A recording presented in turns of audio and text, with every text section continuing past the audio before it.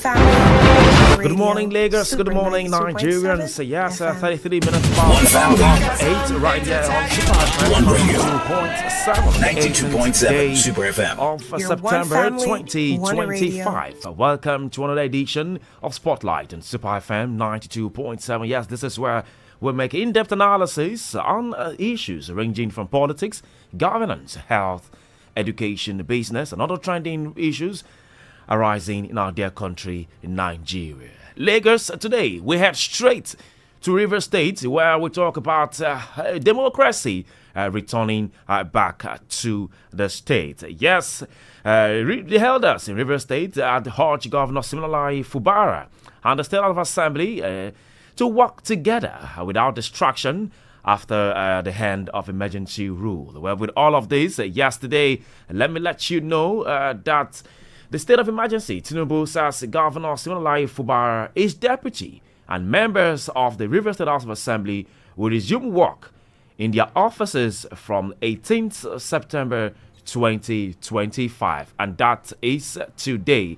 Well, Tinubu announced this yesterday in a statement signed explaining that from the intelligence available to him, there was a new spirit of understanding, a robust readiness, and a potent enthusiasm on the part of all stakeholders in River State for an immediate return to democratic governance. My name is Michael Inyang. Lagos, let's talk.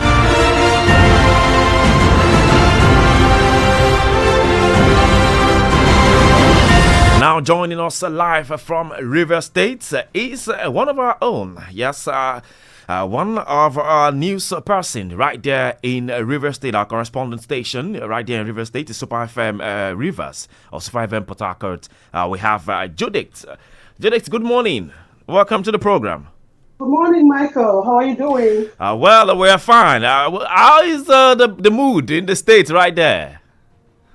River State is good, and Rivers people are expressing excitement today over the end of emergency rule, Wow. as declared by the president of the country, President Bola Tinubu.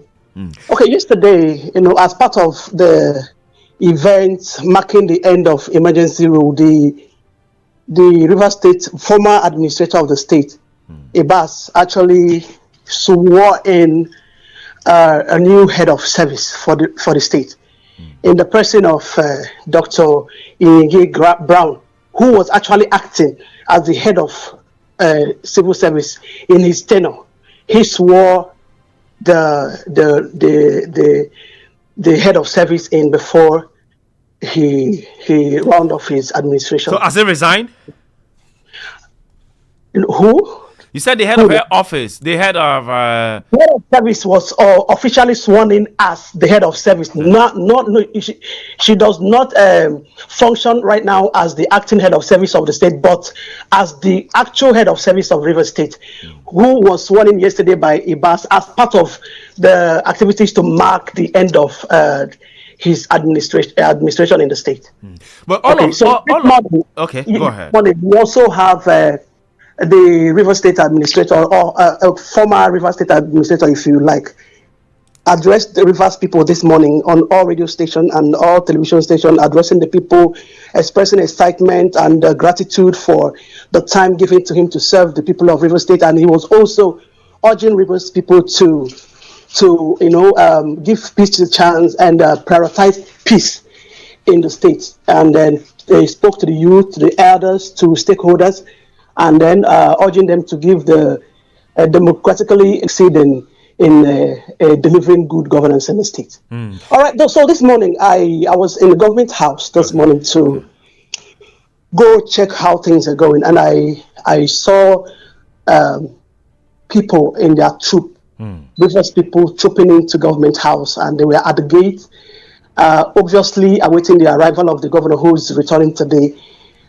Governor Siminalayi Fubara. You go to government house, you will see troops in their numbers, many of them with their dance groups, masquerade. Wow. They are making it very colorful. And I was able to speak with some of the stakeholders, one of which is a former caretaker chairman of one of the local governments, Kana, Marvin Yobana, he expressed excitement, and then he said the coming back of the governor and other assembly members who are also returning today, that the coming back is worth celebration. Oh, the coming back. He also he said that this is time for Rivers people to come together and shun politics of interest and work for the development of the state. Before now, how were the people of River State? Before I'll say during the emergency rule, how were the people? How were they responding? We always have divided interest. Some are saying the emergency rule is for the good of the state, and others are saying it is not. Many people who've spoken and have diverse of opinions. Some said the administration of the administrator Ibas has not shown any. There are no visible projects to show that government is actually in place. So the end of the administration of Ibas. Fubara was more like an end of democracy in River State, end of governance in River State, as they saw no project to show that, yes, governance is actually in operation or there is a functioning government in the state. So with the return of the government, people are expressing excitement. Wow. So when is it expected? Because we heard that as at 10 a.m. that the House of Assembly will hold plenary. I don't know how do you confirm that. Can you confirm that? Yeah, the news is in the air, but we are still expectant. Yes. So is it going to be a divided house as usual? Because we know during the first, are we going to call it or before the Ibas came in place, there were divided house. One was led by Okojombo as a speaker, Martin Amehula as a speaker. Okay, while I was in government house this morning, I cited Okojombo. He was part of the team waiting the arrival of the governor. And as I've said earlier, I think the FCT minister and the governor and other stakeholders and elders of the state, in their meeting, they had already iron things out, and they have already, made some arrangement and come to terms and agreement on how to, ensure that peace is prevalent in the state. So let's see how everything pans out as the governor returns. Okay, let's say how everything pans out. Thank you very much. But before we let you go, because we know you're busy right there, you're at the government house in River State, trying to do your job as usual and give us an update on what's happening right there in River State. How do you think governance will look like now? Oh, okay. From my observation, I've seen more of the Governor Fubara's supporters on ground awaiting his arrival. And those. Can you confirm? Sorry to interrupt. Can you confirm if he's coming from Abuja or he's really in town? Because we heard that he'll be coming in from Abuja. Some said he's in Rivers. I cannot say that. I am not sure where he's coming from, but we are expecting he resumes office officially today. Yes. All right. Thank you very much. Any other updates you feel we need to, in respect, because there were protests that some people were not paid. Some aid to Ibas were not paid. Is there an update on the protests? Okay, there were no protests in Government House. Yes, but there are some videos making rounds in social media about some aides of the governor, or sorry to say, the former administrator, yes, having some kind of misunderstanding, but that has nothing to do with payment. I am in Government House, and there are no protests. All right. Enjoy the celebration as everyone right there in the States is doing. And please don't forget to send some to us when the celebration is there. I'll try. Please, my regards to Lagos people. All right. Definitely, we'll hear from you. Thank you very much. We'll hear about that. Thank you very much for your time. And in case there's any updates too, please do let us know. Oh, okay. All right. I'll do that.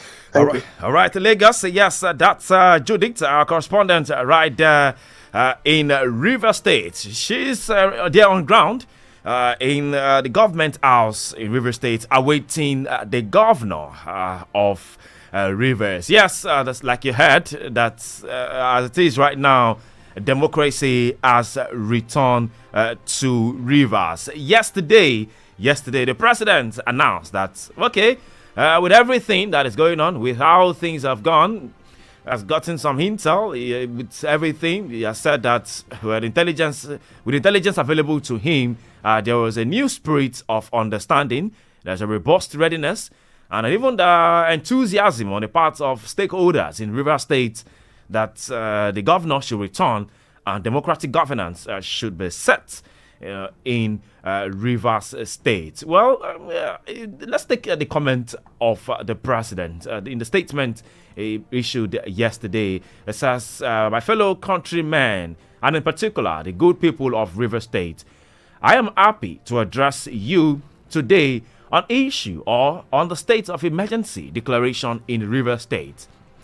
The president says, you will recall that on 18th March 2025, I proclaimed a state being unable to work together. Critical economic assets of the state, including oil pipelines, were being vandalized. The State House of Assembly was crisis ridden, such that members of the House were divided into two groups. This is the statement of the president yesterday. As read, and I quote, so 4 members worked with the governor, while 27 members opposed the governor. The latter group supported the speaker. As a result, the governor could not present any appropriation bill to the House to enable him to access funds to run River State affairs. That serious constitutional impasse brought governance in the state to a standstill. Okay, he said even the Supreme Court, in one of its judgments in a series of cases filed by the executive and the legislative arm of River State against each other to the detriment of peace and development, drift towards anarchy in River State, I was obligated to invoke the powers conferred on me by Section 3 in River State. We're being joined by Barrister Eyidiame Romosele. Barrister, good morning and welcome to the program. Good morning, Mike. It's nice to be on. Announcement that Rivers, end of emergency rule and democracy return to Rivers. First of all, as a lawyer, how did you receive? And general well-meaning Nigerians, highly unnecessary. Now, there has to be a clear distinction. Was it with circumstances? It did not give us enough, especially third parties, onlookers, enough to see why the president would want to take that option, considering, other country. And, it also has a blight on our constitutional democracy, right? And it will take some time to correct this action, and have not helped the matter in the manner in which they have responded to this. But be that as it may, we're happy that democracy or democratic institutions have been restored to Rivers. We do hope that this sort of action by the president does not have to occur again on any sort of national. And let me make a quick point. All right. It's also not worth noting that even as he suspended, so to speak, the governor, some of us feel it is a constitutional overreach because he's an elected man. But, we are not privy to the security briefing of Mr. President. We don't know the scale of which, things got broken down. And it was only just responsible for him to avert any breakdown of law or order. But I feel, just like most people, that this could have been handled a little bit better. Thank you. All right, thank you very much. Yes, Lagos, you are also being joined by an activist, a Pan-Africanist, and also a lawyer. We have a comrade Chetam Terry Unwala. Comrade Chetam, good morning and welcome to the program. Who is right there in River State? Comrade, you're welcome. Good morning and thank you for having me. All right. So, comrade, earlier on the program, we spoke to our correspondent who is right there in Government House in River State. And she gave us the mood of the people in Rivers. Say that, well, it's a colorful mood right now with troops of different dance troops, different dance group coming to display culture, to give us culture, to give cultural display, and people.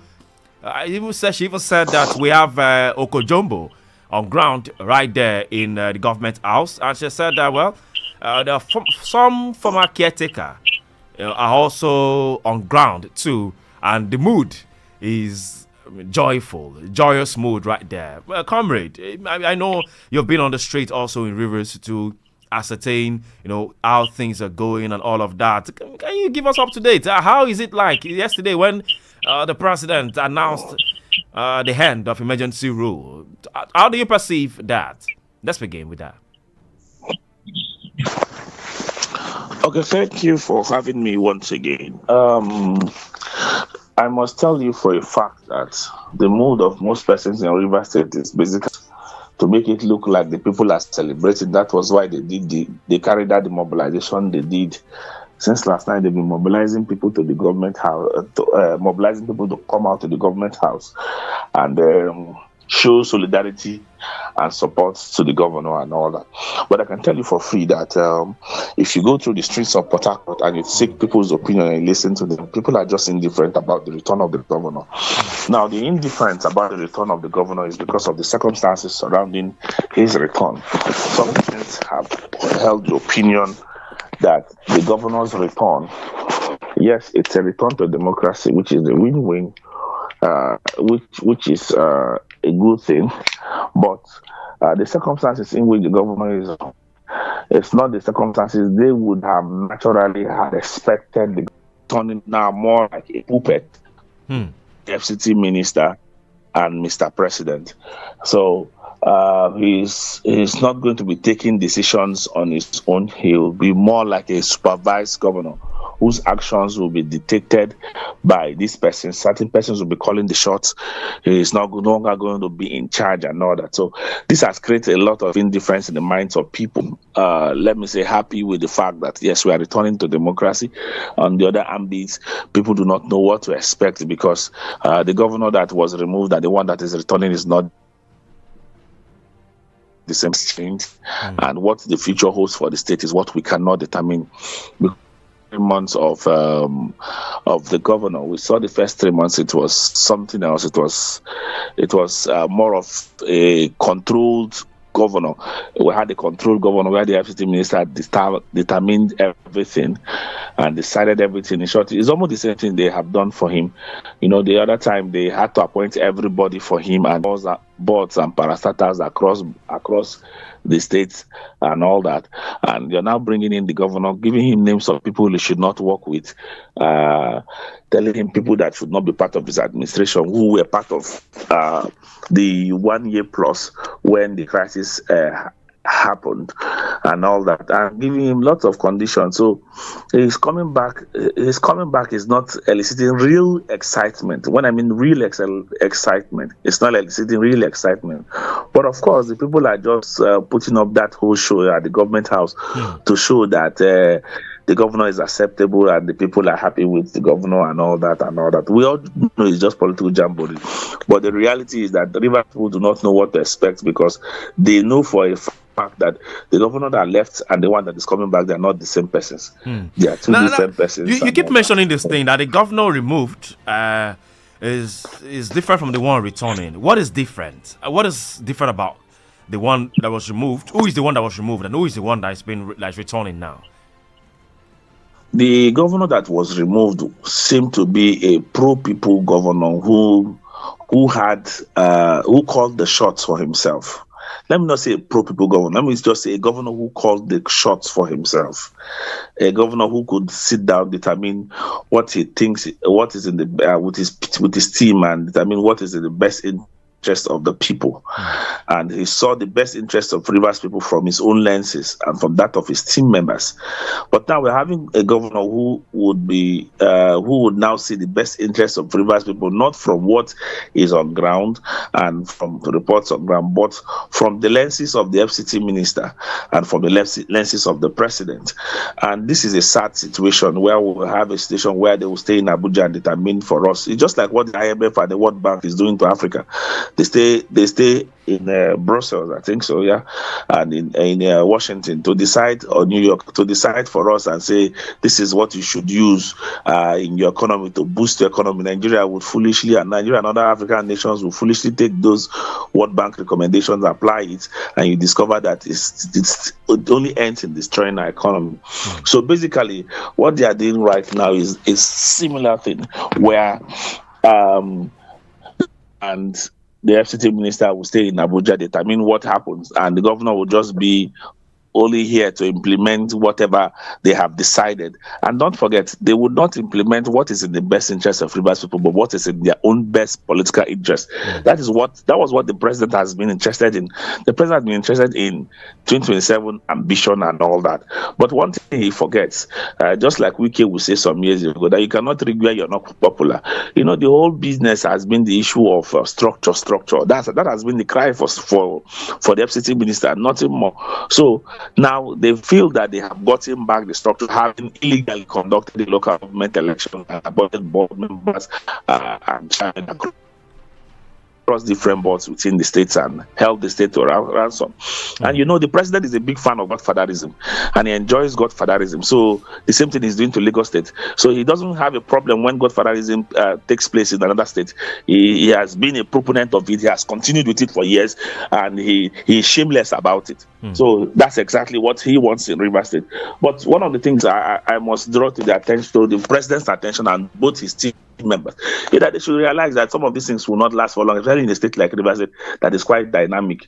And I give them a few months or a few years that this whole thing will erupt again, because we're not easily conquered as a people. You may have your way for the time being, but trust me, there's a sense in which the people will still get to agitate again and demand for that particular freedom. The fact that the people accepted what the president has done in Rivers State and are quiet about it doesn't mean that the people are happy or they don't know what to do. But at the appropriate time, the president will hear from Rivers people. And I assure him it's not going to be in his best interest, because Rivers people are going to cast their votes and he's going to feel the effect of the votes of Rivers people. What the president has done to Rivers State, he should know that he will not get away with it. He will definitely not get away with it, but he should enjoy while it lasts. Okay. All right. Well, that's coming from an activist, also a Pan-Africanist, comrade Chetam Tiare. Okay. Let's go back to Barrister Romosele. Barrister, with the way it is right now, what legal lessons can we learn from all of this? If you can hear me. Yeah, sorry, I was muted. Now, so for me, one of the lessons that we have still not learned is by the Supreme Court making a definitive statement on this matter. Although there are several cases where, the Apex Court has hinted that, the president doesn't have such powers. But I think it's high time we have a definitive, pronouncement of the matter. It's yet to see how it will play out in the court, because the matter is still in court. So it will be interesting what they would say. I hope they don't throw it out based on the fact that things have been overtaken by events. But even if it's an academic, as it were, in quotes, pronouncement. Well, talking about the court, sorry to comment. Talking about the court, the president made mention of it in his statement yesterday. He said, "I am not aware that there were a few voices of dissent against the proclamation, which led to the instituting over 40 cases in the court in Abuja, Port Harcourt, and Yenagoa to invalidate the declaration." He said this is the way it should be in a democratic setting. So that means, well, he's ready for it. It's not like it's not talking against the court cases about the declaration of state of emergency. Some cases are still pending in the courts as of today. But what needs to be said is that power to declare a state of emergency is an inbuilt constitutional tool. I'm quoting the president here in a statement. He said, what needs to be said is that the power to declare a state of emergency is an inbuilt constitutional tool to address situations of actual or threatened breakdown of public order and public safety, which require extraordinary measures to return the state to peace, order, and security. Yes, one does not in any way malign the president's right to take action when required or when necessary, and especially where there's perceived breakdown law and order. But for any,